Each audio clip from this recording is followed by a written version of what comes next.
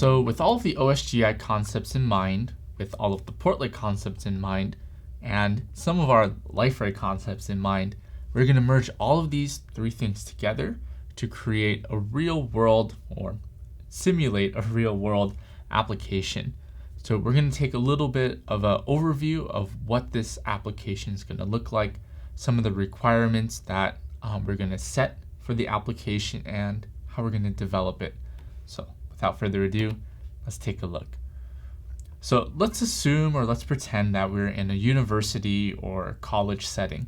And over in this college, we're going to be creating an application so our teachers can create assignments for their students, as well as having the students being able to take the assignment, work on it, and then create a submission based off of the assignment or for the assignment. And then our teachers can grade the submission of this assignment submitted by the students and then give them a grade for it. So teachers create assignments, students create submissions for the specific assignment, and then our teachers are able to review and assign a specific grade for that submission based off of that assignment. So some of the hard requirements, these are the things that we want to or we must have. So starting off, our assignments are going to be integrated into Liferay's asset framework. So that way the assignment itself will be considered an asset and we can do some cool things with the asset framework. We also want our assignments to be searchable as well using the default search within Liferay. We want both of our assignments and our submissions to be gated, or in other words, we want to be able to configure what users are able to do or not do with the assignments. Right? That's the idea of access control. We want the UI to be configurable as well. Right? If we want our assignments displayed in different ways, we should have the ability to do that. And localization as well, providing translations or allowing the application to be displayed in different languages. So those are our hard requirements. These are the things that we're looking for or we have to do. Now some things that are more so nice to haves, we want this application to be modular. That way when we go through and make changes to it, it'll be much easier.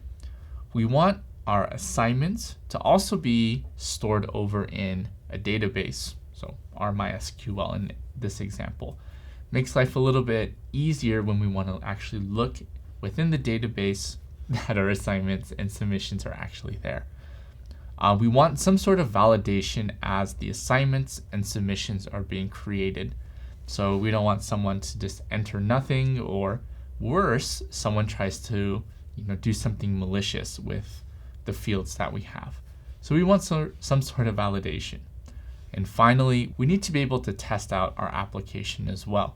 So we're going to go through and a little bit of unit testing or integration testing to make sure that our application functions. So two things we're going to be placing within the database: assignments and submissions.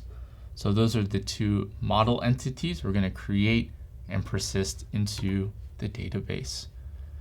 Now, in regards to our tools that we're going to use to create our application, the Portlet aspect or the web component, the UI aspect, is going to be done with the Portlet component and JSPs.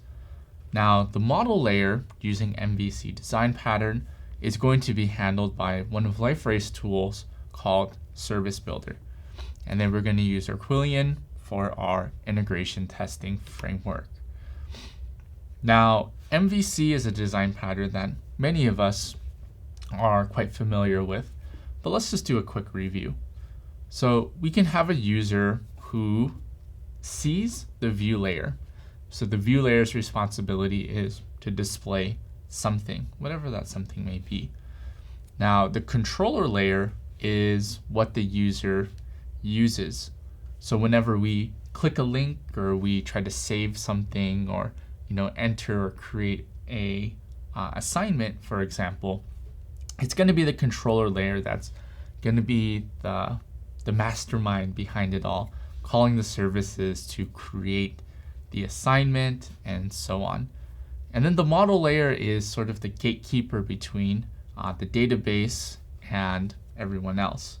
Right? The model layer is responsible for getting information or persisting our entities into the database, as well as retrieving it.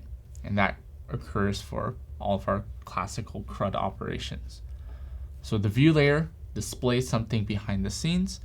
The controller layer is what's going to be sort of the middleman between the view and the model layer. Right? The controller will control what the view layer displays, and the controller layer is also going to ask our model layer to help us manipulate our entities within the database. So what this is going to look like as we create our Liferay module projects. So we're going to have 4 big modules that we're going to work with. We're going to start off with our gradebook web module. So the web module is the UI aspect of our application. This is where our portlet component is going to be located. We're going to have the gradebook API. So all of our APIs are going to be over there. Gradebook service, this is where the implementation of our API is going to be. And then gradebook test, where our integration tests are going to be located. So pretty easy there.